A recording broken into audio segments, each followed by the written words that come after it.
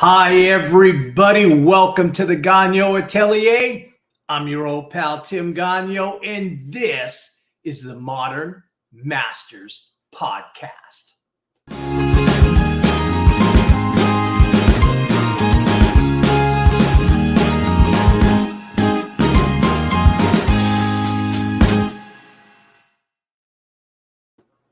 Well, welcome to the show, everybody. I'm so glad that you could join us. Today, we've got something extra special and really different. We don't normally do things like this. As you know, the Modern Masters Podcast, we bring on modern masters. 99.9% of the time, we're bringing you visual artists, painters, sculptors, illustrators, things like that. Today, we are talking about poetry. And it is going to be poetry in motion. I promise you it's going to be fabulous. And we're going to be bringing you shows like this every now and then. And I'm excited about that. Bringing on other art forms to talk about because art is just awesome. And I love it to death. But before we get into our first guest, bringing him on and talking to him, if you could do me a favor, if you could like and share this broadcast. If you're watching us on YouTube, if you can hit the fancy schmancy subscribe button and the notification bell. We have over now 50 episodes of the Modern Masters Podcast that I know that you would absolutely love. We also got a ton of other things on our YouTube channel. We've got product reviews. We've got technique. We've got devotionals. We've got so many cool things on there. So check us out. And I know that you're going to like what you see there. If you want to know what's going on with the Gagnon Atelier and what we're all about, you can obviously look at our website, gagnonatelier.com. We got some amazing things coming up for you to check out. Our biggest exhibit, the Illuminated Messiah Art Exhibit and Bible, which, by the way, is being published by Broad Street Publishing Company. We're excited about that. That's going to be available in the spring of 2023. So if you go to Gagnon Atelier or go to our website, illuminatedmessiah.com, you can pre-order right now the Illuminated Messiah Bible and get it at a pretty sweet discount. So you don't want to miss out on that. So do me a favor, check all that out. I would really, really appreciate it. Now, with that said, let's bring on our guest. Now, before we go, you know what? I want to say something before we go on there. You know, the Bible says in Psalm 68:6, hope I got that right. It says that God puts the lonely in families. And, you know, sometimes it's tough to find your people, you know, like my art friends don't always get that faith side of me. And my friends in church, they don't get the art side of me. And sometimes when you can meet people that are like your people, you know, they get every aspect of you. Sometimes God will bring people like that in your life. And they're not just friends. They are family. And I have known this guy since 1994, which we're aging ourselves quite a bit. But in 1994, I met my buddy Clint. And we're going to tell that story. I'm going to bring him on right now. And we're going to tell that story because it's a cool, cool story. So here he is. Hey, Tim, my man. Love you. My brother from another mother. What's happening, man? Oh, my goodness. You know, it's funny. We really are. We really are. That is no joke, even a little bit. It's not an exaggeration. You and I, we got like this. We're like opposite hemispheres of the same brain. Yes. We are so close. It is not even funny. I mean, the love that I have for you, it's just God. I mean, God brought us together.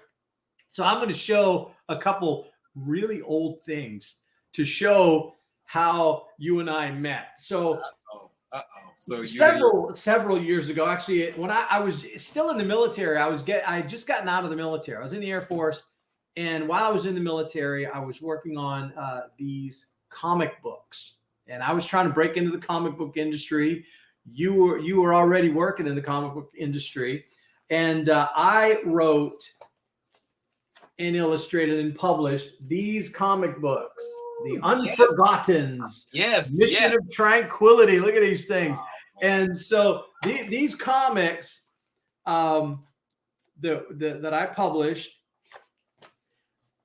they were Christian comic books, and that was kind of a new thing. It actually is still kind of a rare thing. But the comic book industry, there weren't Christian comic books or faith-based comic book stories, Yes. and especially with superheroes. Yes. You know, it was mostly like tracks, gospel tracks, or there were a couple, Bible stories. There were a lot of Bible stories made into comic books, but to have an actual Christian superhero, a faith-based superhero, was almost unheard of. So I made my comic books, and then all of a sudden, you guys got to understand. This is before the internet. I mean, we had the internet, but it was like dial-up, AOL.com. It was not like the internet. It was very primitive. And so I got a phone call from a total stranger from Los Angeles, California, calling long distance, which, by the way, calling long distance cost extra back then. Yes. It was expensive to call someone from across the country. Boy, we old. Well, we're getting up there, Tim, but we're not old yet. Yeah, no kidding. It's the mileage. It's the mileage, not the years. That's right. But I got a phone call from the creator of this comic book. Wow. Faith Walker. Archives. And you were researching a printer to print your comic book, and you, without realizing it, had contacted my printer of this comic book, and they said, "Oh, we're already printing a Christian comic book," and you, being the smooth talker that you are, convinced them to give you my contact information, and you called me, and dude, we instantly hit it off. Yeah, you know what's really powerful, going back to our literal origin or first point of contact.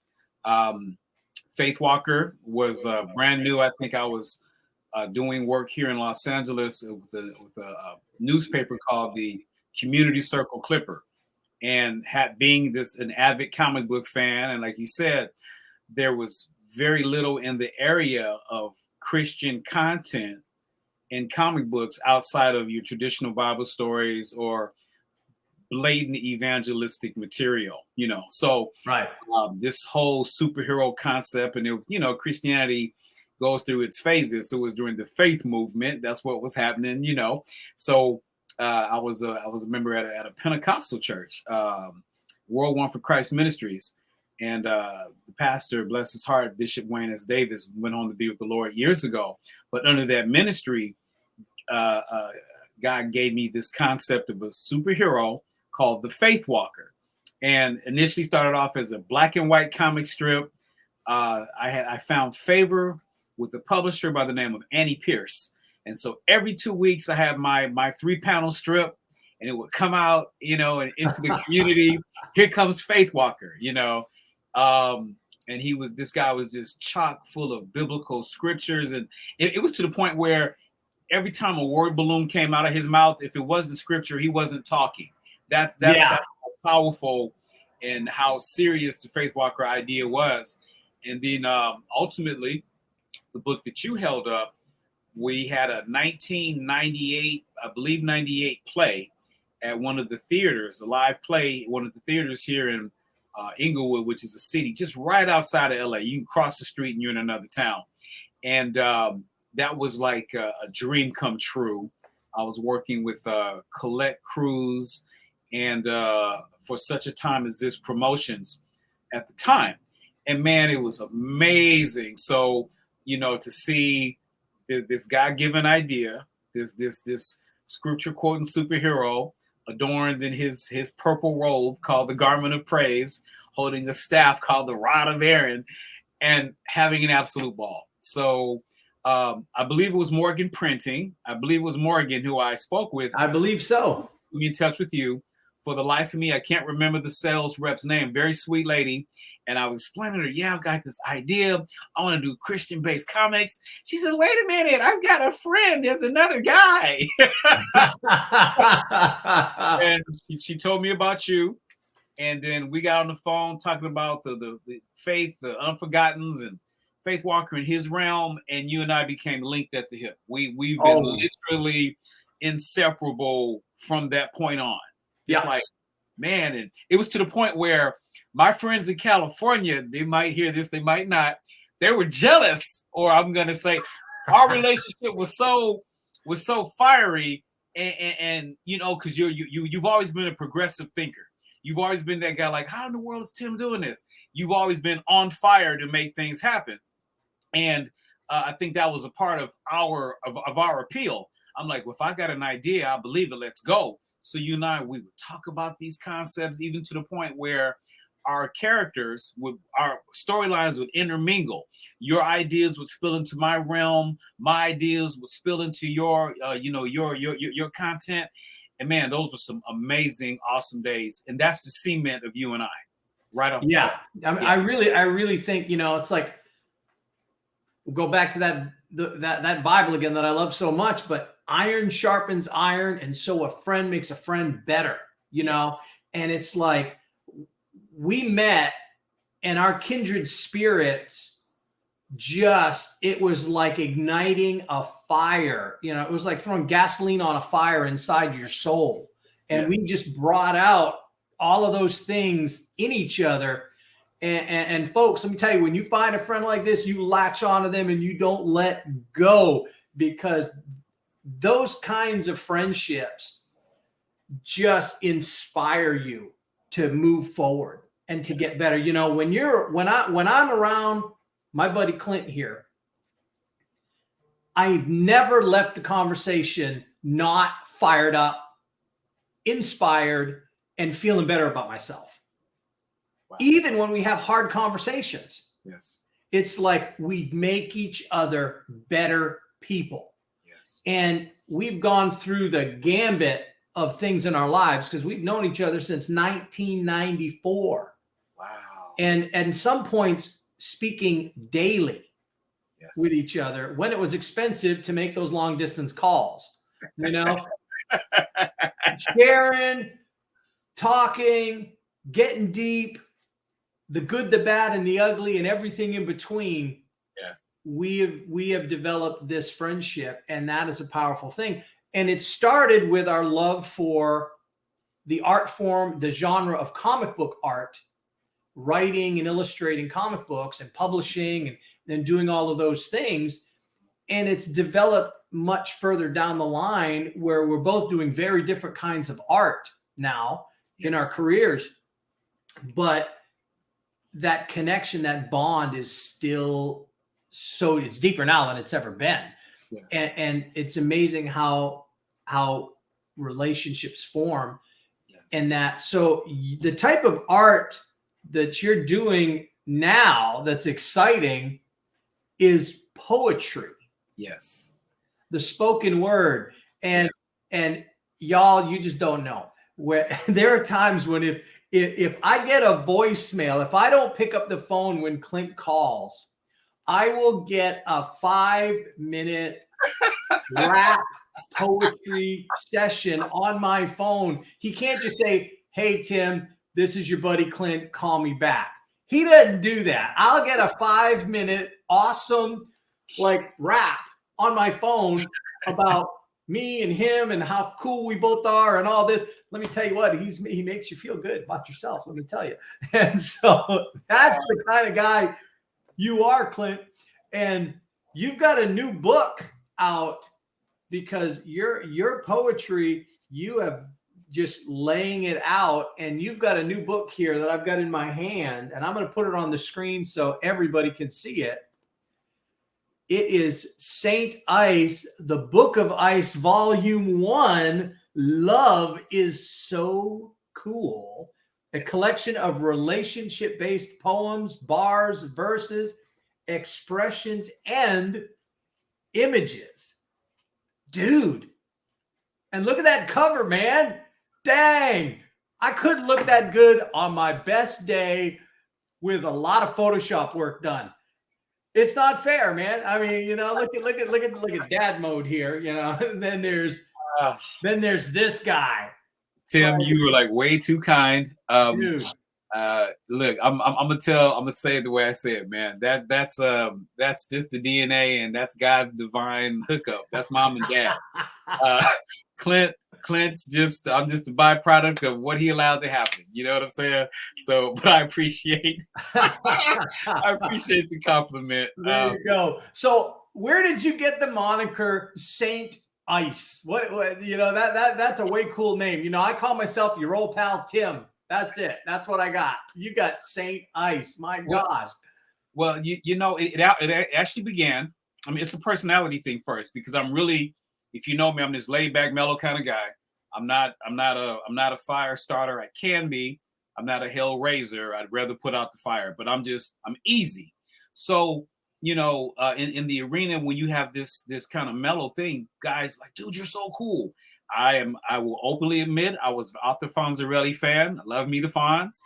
And, you know, and as I got older, there are some aspects of Morris Day and the Time that I love. So, but there was my natural personality just extracting from different things that were just cool. I went through a series of time where I was collecting penguins, polar bears, elves, you name it. If it Iceman from the X-Men, let's go there. If it was cool, you know, I had it. I got a figurine of the character that Samuel Jackson plays in The Impossibles. So I'm on this cool thing, right? The Saint part came when I used to be in a rap group back in the early 80s. In fact, we predate a lot of, I'm going to call it gangster rap. So before rap went gangster, when guys were still having fun, I was in a group called the Rappers Rap Group.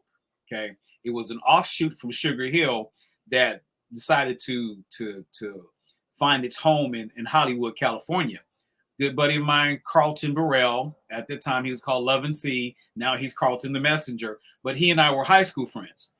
And Sugar Hill Gang, Rappers Delight had just hit the West Coast, and we went bananas. So all of a sudden, young, smooth, cool poets could now rap over a beat, and we were just creative. So I needed a name. So at that time, I was Mr. Ice, you know, young, dapper guy, full head of hair, baby face, blah, blah, blah, right? And time went on, and I'll keep it 100 with you, Tim. The Lord began to deal with me. There was certain content that I was writing, and I was never a really bad guy, but it wasn't Christ-like. And where I was in my relationship, I had to put the Mr. Ice thing down. And then as I got closer to the Lord, as my relationship grew, then the just play on words, the Saint Ice thing rose up. I'm like, oh, Saint Ice. Oh, I kind of like that. So it fit because I didn't renounce being cool, you know, but we put the saint in front of it so that we control my direction and try to keep your old pal Clint out of trouble. So that's so it's definitely giving honor to God, and I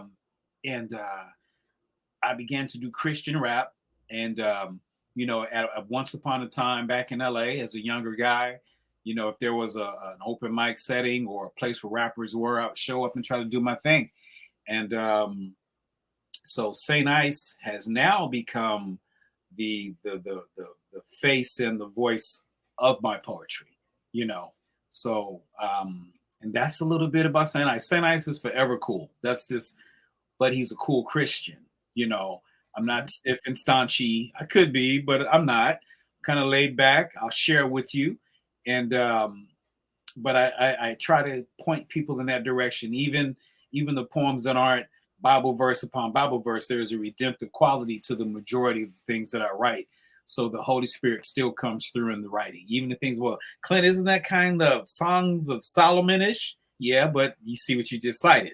So if Solomon had an arm in that, then I think I have a little bit of wiggle room to write just a little bit. There you go. You know, and poetry is a big part of the biblical text. You know, Yes. Hebrew is a very metaphorical language. It's a very poetic language. And in many ways, Greek is also, but more so Hebrew.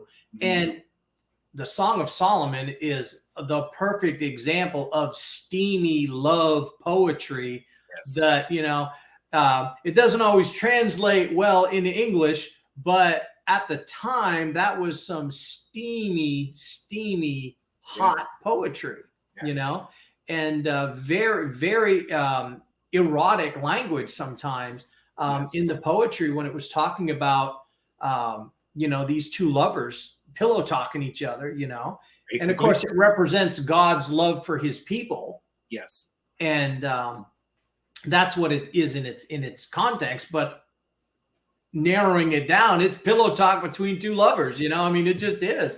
Yeah. And so poetry is a powerful medium, Yes. art form. Yes. And so you got the name Saint Ice coming up through the rap scene. Man, dude, we so old. We were alive before rap was invented. Man, that's ouch. You know, that's painful. But I do remember. I remember when rap was coming up, and it was like, what is this? It's so new. Yeah. And so you guys are poets, and then you figure out, I can take my poetry behind these cool beats, this amazing music, and combine them into this brand new form of art. And that's just amazing, you know, how creative people think. You know, it's like, let's take this thing over here and this thing over here that are in many ways unrelated and just mash them together and watch the magic happen.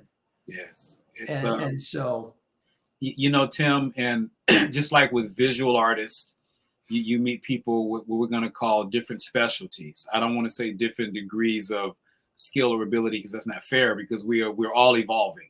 You know, what may have been A, B, C, D, now it's like, dude, how did you get all that into that verse? You know, because we grow, and you know, you meet people along the way that encourage you, and you find that you in turn are encouraging others. And it's the personal expression, but you cannot look at it and not view it as a gift from God.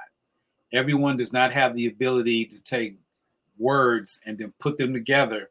You know, I rhyme on accident. I don't even try. It's like, oh, okay. But you have other poets, not a rhyme in sight. I'm like, oh, that was powerful. And that was prolific, you know, whether you have a hip hop beat behind you or some guy on congos, or you got strings, you know, or it's just good old fashioned acapella, you know? Right. So now, what's your go-to? Do you normally, when you're in front of a microphone and you're reading your poetry or just speaking your poetry from memory, do you have music with it accompanied most of the time? Do you have beats that you've made, or is it just a cappella? What's your go-to? So primarily I'm a cappella, because I'm like, there's so many levels of development, right? The artist in me, he can be a little anal. Let's go there. The perfectionist streak is, and somebody's calling me, and hopefully that doesn't show up. The perfectionist in me will cause me to procrastinate. Let's be honest. I'm gonna call it what it is. But I'm also good off the rip. So there's this one location that I frequent in Los Angeles, and it's called SWAM. And SWAM is an acronym, and I'm not gonna butcher the acronym, but they have a live band. So I might go, hey man, play something like Summertime, you know, and the band will know it. And then I'll lock onto the beat and I'll just ride, you know, or I'll say, give me something kind of Coltrane-ish, you know. The next thing you know, you got a saxophone going and maybe some congos. I just did something over the past weekend, and I had my book. We're on a yacht. Southern California is beautiful. You look out, it looks like the beginning of Gilligan's Island with all the boats lined up. Mm-hmm. It's a nighttime setting. And I didn't bring a book. I didn't have the piece memorized. I used modern technology, whipped out my phone, had it written down, and just went with it. So there's no one way to serve it. You know, just serve it well. You know what I mean? There you go. That's pretty powerful.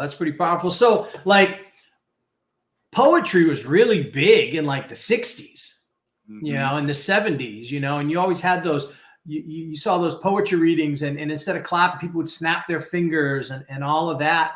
And then it kind of disappeared for a while. Yeah. And so now in the big cities, especially, there seems to be this this renaissance of poetry where now the clubs are back, just like there are comedy stores and comedy shops where there's open mics, and they bring in people to do their shows. There are now poetry stores and poetry clubs. Yes. You were mentioning, now you're obviously in the Los Angeles area. You were mentioning on the before we were in the backstage area, you were talking about places like Chicago, and I'm sure other big cities and big urban areas. That is a thing. Talk to us about the resurgence or the renaissance of poetry and what that means for those that are into poetry. You know, how they can check it out, find it, or do it themselves. So speaking about, let me keep it in the West Coast, since that's where I am.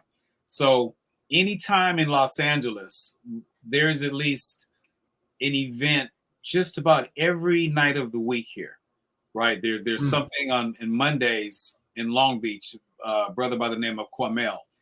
That's his event. There's another one on Tuesday. It's called the Poet Lounge. I have yet to go. I'm going to visit that. Then on Wednesdays in the Leimert Park area, and they're really known for a lot of the African-American cultural events there. It's a place called the World Stage, where a lot of poets that have been around for like 20, 30 years, that's a hangout for them, where you can even have your work critiqued, and then there's an open mic.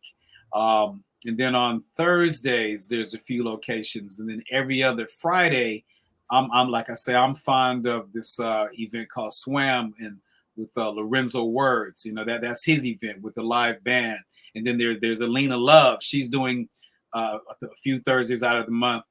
And so all these locations, this is just Southern California. These places are literally within driving distance of each other. And every stage or creative house has its own, Tim, you can get this, has its own spirit. There's, going back to the eroticism, there's one spot, he does something like maybe once a month, every other month, and it's erotic poetry. That's all they do.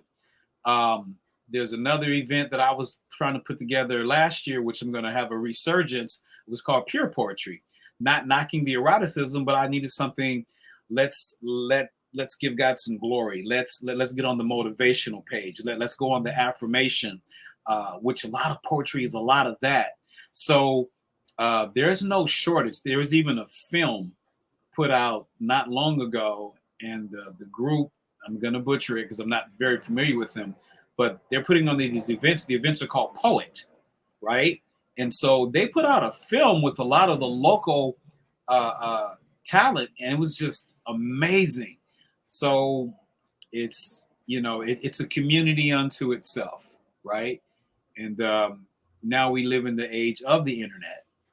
So with Instagram and Facebook and TikTok and Reels, a lot of artists, poetic artists, word artists, spoken word artists are making themselves known. And it's just a phenomenal. I was talking to one brother by the name of Tommy Domino. I like Tommy. I think Tommy's in our age group, I would imagine. And I'm spotting Tommy, he just called you an old man. No, he's a seasoned vet. Seasoned vet, my friend. He's a vet. There you go. And Tommy, we were talking one day just about the poetry scene because he's well immersed in it. I believe he's one of the instructors at a school called CLI, the branch that's based in Long Beach, which is like maybe 20, 30 minutes from Los Angeles. And we were just talking, and I was sharing with him about my rap background. And he says, oh, you're not new to this, because I'm technically, St. Ice is new on the poetry scene in Los Angeles, right? But I'm not new to poetry. So in our conversation, he says, so you're like having a resurgence. I said, that's a good way to say it, you know? So, and I think there are a lot of powerful people that are into it as a brand new medium. And then you got guys like me that have kind of been in the cut, as they say, who's decided to stop treating it like a Groundhog Day. Let's get out here and let's go get it. So Right, right. amazing. It's beautiful. Well, let's. I'm going to call that book back up so people can see it. And there it is. It's Saint Ice, Book of Ice, Volume 1. Love is so cool. I want to hear. There's some things in this book that I really think are unique and exciting, that other poetry books don't always have, because you're also a visual artist. You know, you've got custom art that you've done inside of it, you know, where you've got pictures with the poetry throughout the book. Every poem has artwork that you've done. And someone's calling me. How dare they? My goodness. People just love calling in the middle of a show. That's all right, folks. That's all right. They get declined. You know, but we've got artwork that you've done, custom artwork with just about every poem. And so we have that, but then you also have something that's really, really exciting to me. Is you have these writer prompts, and at the end, not every poem, but after some poems, it says writer's prompt, express yourself or try your creative hand regarding these bars. And then you have a quote from that poem here. This is poem number 21. And it says, transform me into one more statistic, another castaway on your hit list. So you've got that cool line from that poem, and then you're asking the reader, how did that make you feel? Write it down, write your own poem based off of this one bar. Yes. And go. So you're inviting your reader to engage with you and themselves and write their own let their own creative juices flow. And because they're inspired by your creativity, what does that bring out in them? And so they get to write right in the book. Mm-hmm. You know, I can see that being great for small groups or for individuals, or all kinds of great things here in this book. Talk to us about it. Well, interesting enough, we've all lived through this thing called the pandemic, when the world shut down, right? So when the world shut down, that means poets and athletes and almost nobody was able to go out and live life the way they were living it. I was a part of a group called the Insomniac Poets, and it was head by Miss Parker. That's her MC poetry handle, Miss Parker. And within these groups, we would have a writer's prompt. So I might have a poem, da da da da da, and such is life, and life is living. And she'd say, okay, great. Then she'd capture that one verse and invite the group to write that. So the whole group was writing on this one line, or sometimes it was more an individual thing. Clint, that's a great poem. Or Ice, we love that. We need you to write about that part. So that was a carryover from what I learned in that environment, because I thought it was so cool and was very challenging. You know, that's like as a visual artist, hey, Tim, I want you to make a painting on the eye that you just painted. What do you mean? Because the whole body, no, I don't want you to draw the face. Just do the eye, and do the eye in more detail.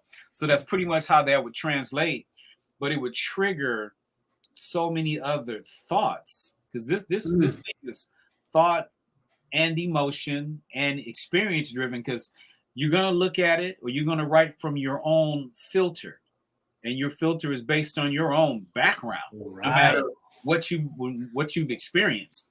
I can say, what is love? Or I can say, love is so cool. Use that as a writer's prompt, and I'm going to get a whole lot of different perspectives on that.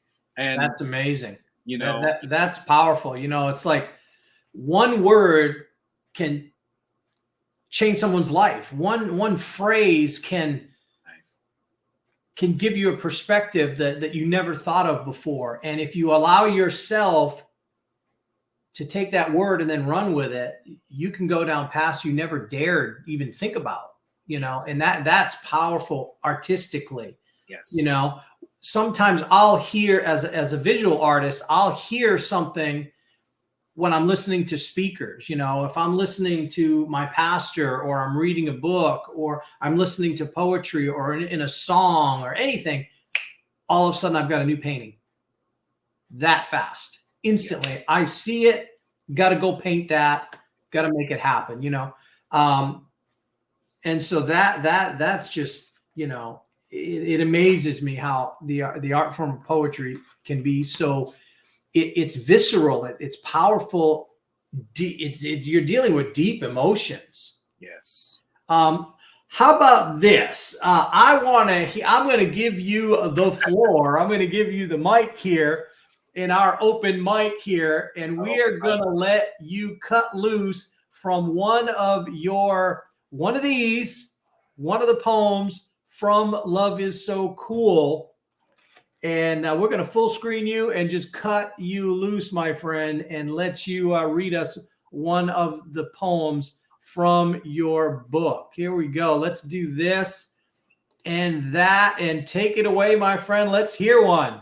Okay. So first of all, Tim, thank you for allowing me to bless the microphone on your incredible program. I am honored to be in the house of Tim. So right now, your friend Clint, he left the room. So now you have before you the character, the persona, the writer known as Saint Ice. Okay. So notice how my tone is going to change just a little bit, you know, just a little bit of showmanship here. When I was putting the book together, the bulk of the poems were based on experiences. The good, the bad, the ugly, the indifferent, the wishful, so on. The piece I'm going to read to you now, I literally had to work for it, meaning I didn't have a muse or a particular inspiration or scenario that I could draw from. So this one is called Work of Art, and I think this is Clint tapping into being an artist and viewing the incredible women in our lives as artwork. So here we go. Baby, slow down. I just need you to listen. It took me a while just to write this one. Can I be your artist? Let me capture you. I've been thinking and dreaming vivid images of you. The precision of your vision beyond beautiful. Let me paint a prolific picture as only masters do. My goal is that you pose for me. Remove your garment of fears and expose your soul to me. I am loving you the way an artist loves a canvas, a collage of creative combinations of colors, carefully covering your surface. The kisses, you've never been romanced as this. The touch of my brush stretches out like a hot Basquiat. This intimacy is priceless. Gifted artists at work, working hard for you to feel. Work our way, exploring every color on passion's color wheel. The repetition of rhythm develops an intensity. Close your eyes and feel the harmony of artistry. You see, you are the color scheme of my dreams. Shades of gray rendered in the dark. I've never met the Mona Lisa, but you are a work of art. Work of art. So, Tim, that's an excerpt from Work of Art from the book Love Is So Cool. Oh, man, watch out, ladies. Watch out. You know, it's like, this is some good stuff, dude. This is some good stuff, man. Yeah. So, yeah, pick it up, read it to Mrs. Gagnon all the time. Yeah, it's, you know, it's funny. One of the things, it reminds me of something that whenever I'm you know, husbands and wives, you know, and sometimes I'll, you know, every husband, baby, you look so good, baby, you look so good, and a wife's typical response is, oh, this, blah, blah, blah. That kind of a thing. And I always retort when she says, oh, you're just saying that because you're my husband and you have to, or something like that. I always stop and I'm like, hold on right now. I have a master's degree in fine art. And I know fine when I see it. That's pretty good. That's a good one. Excellent. That's a good line. That's a good line. That's a good one. Hey, Tim, I'm going to steal that one and put that in my next book, man. There you go. Boom. There it is. There it is, people need to be told they're beautiful, they're wonderful, they're great. Poetry does that in a beautiful way, Yes. You know my heart, you know how I am. And I think that beauty is one of the ways that God communicates love. Yes. And in Exodus chapter 15, verse 2, there's a passage that the ancient rabbis interpreted it to mean, I will glorify God by making beautiful things.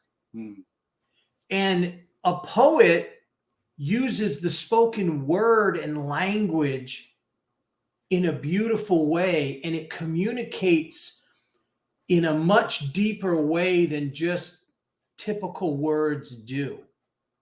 You're becoming this, you're using words like, I use paint. Yes. Or a goldsmith, uses his chisels. You're using those words and you're putting them in just the right spot and just the right cadence when they're spoken to make it more beautiful than it ever could be. And it hits people in such a primal way that it can change hearts. And it's every bit as artistic and every bit as powerful and every bit as beautiful as the Sistine Chapel when Michelangelo was painting that, or the Mona Lisa when Leonardo was painting. A poet can do the same thing. Michelangelo was a poet. He wrote hundreds of sonnets to his friends.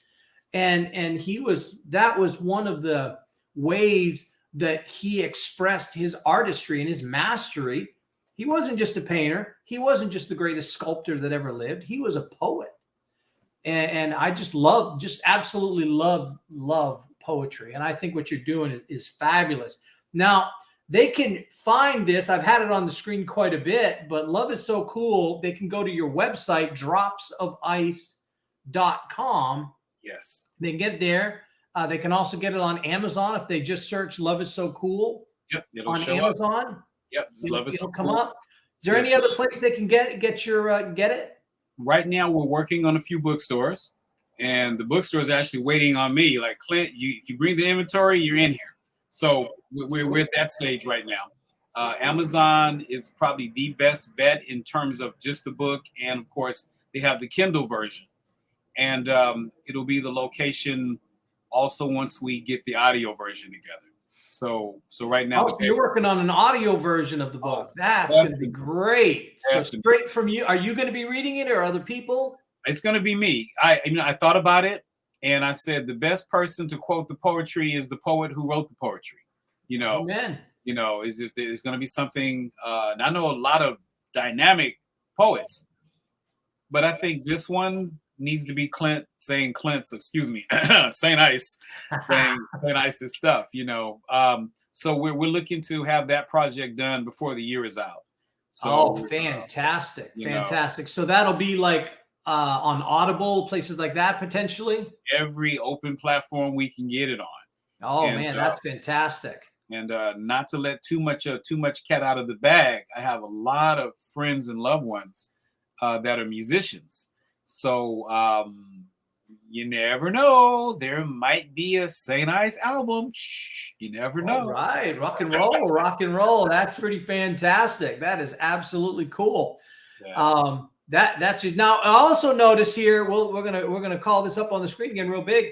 It says Volume 1, and so I take it there's going to be a Volume 2. What name is that? Is that going to be Love Is So Cool Volume 2? So okay, so here's the roadmap. Right now it's designed to be a 3-book set. Okay, so the first book, which we have now, is Love Is So Cool. And we're playing on the word cool. We're very theme conscious. The following book is called Cool Lightoscope, which is a Cool Lightoscope. Oh, cool dang. lightoscope. I like it. So when you think of a kaleidoscope, all these different colors and prisms and so on. So it's a much broader stroke of the pen. So we're going to be dealing with politics and religion and relationship, society, culture. So there's a whole lot within the kaleidoscope. And then book 3, you're going to love this, which the title comes right from Genesis. It's called In the Cool of the Day, because the Bible tells us that God walked with Adam in the garden in the cool of the day. Oh, it's right there. Oh, man, that's solid gold right there. That's going to be a great one. That's going to be a great one. So that will be our no play on words, unapologetically, very in your face, faith-based. There's a lot of motivational, a lot of aspiration. This will be the one when you're just having that down day and you need something to pick you up, when you need to get through that struggle. That will be the general content of the poetry and Cool of the Day. So yes. Absolutely amazing. My friend, this was a great conversation, an absolute fabulous show. I'm excited about this. We hit some gold here. Again, if you want to find my buddy Clint Johnson, Saint Ice, you can go to his website, which is real simple. It's dropsofice.com. It's right there. And you definitely want to pick that up because his book is cool. I've got it in my house. I've read it a few times. It is a fun read. I've even tried to read them out loud sometimes. I ain't smooth like you, my brother, but I do my best. I do my best, but it's just fun. Poetry is so great. And maybe this might be the first time you've ever read poetry or really looked at poetry from a modern master poet. This is your chance to do that. Check it out. Go to dropsofice.com and get your hands on that. It's pretty fabulous. And so, Clint, I just want to thank you for coming on the show, man. It has been fabulous. We are going to do this again when your volume 2 comes out, because I can't wait to read that one. Oh, Tim, too. If I can invite your audience to follow me on Instagram at the Saint Ice. That's on Instagram, IG as they call it. Okay, and, yeah. I'm building up that, and pray for me, brother, as I stick my toe in the pool of TikTok. So we're trying to work the social media realms. We're gonna push it up. So at the Saint Ice. That's it. There you go. So if you're looking on Instagram, check him out there. There you go. Everything we need to find Saint Ice in action, and that'll be fabulous. I can't wait to see some more reels and different things from you. Reading that poetry and slamming it down and making it awesome and cooling us all down. It's going to be pretty awesome. But all right, my friend, it was great speaking with you. I'm going to say goodbye to the audience, and I'm going to come back and chit chat with you for another probably 4 hours, because that's what happens when we talk. What happens to us. Everybody, thank you for allowing me to grace the incredible home of Mr. Gagnon. So be blessed, everybody. Thanks again. Man, that was cool. That was cool. I'm telling you, Clint, when we say he's the brother from another mother, that's almost too cliche. It does not describe the relationship I have with this man. This man and I are we are like brothers. And it's a bond that I can't even explain it other than God. God has brought us together, and we are just the love that I have in my heart for Clint is beyond supernatural. It is just God has brought us together, and he's done some great things in our lives. And so I cannot encourage you enough to get his book. Remember, just go to dropsofice.com You can buy the book, or you can check them out on Instagram, The Saint Ice. Just check that out on Instagram. I think you're going to really, really enjoy it.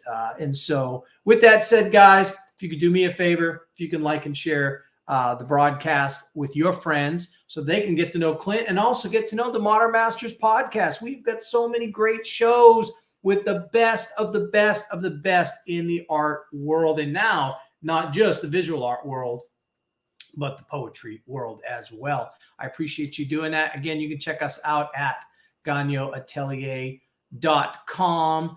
And just remember, guys, as always, I say it every episode, but I truly mean it with all my heart. God loves you, and so does your old pal Tim. We'll talk to you next time.